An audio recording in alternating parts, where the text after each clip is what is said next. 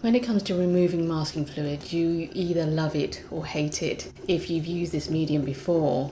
For me, removing masking fluid is my favourite part. It's like magic. The big reveal when you pull it off and you see what has occurred.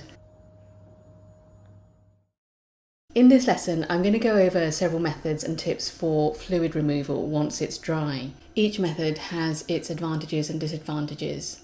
The removal aspect will also be part of our test sheets, so make a note of which methods you tried and which you like best. Whatever method of removal you use, always take it slowly and be gentle to avoid the paper tearing. The first method that I used for many years was to use your fingers. Start off by rubbing gently at one of the edges until it starts to lift. Once it starts to come away, gently pull it off slowly and carefully. It will stretch and snap, but just keep working away at it until it's all removed. However, one thing you must remember when using this method is to wash your hands thoroughly and dry them before rubbing away at the masking fluid, because you risk leaving small traces of oil from your fingers behind, and this can ultimately affect the watercolor application afterwards.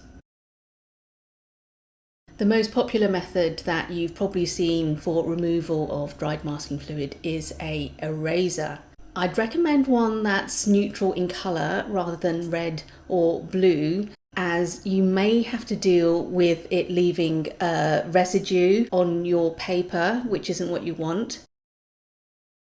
This Frisk masking fluid remover block is something that is completely new to me. I've only tried it recently. It's made out of firm natural crepe rubber and it picks up dried masking fluid without leaving crumbs behind like typical erasers. Although it's quite thin, it's easy to manipulate and its sharp corners are great for fine lines and details without rubbing the surrounding artwork.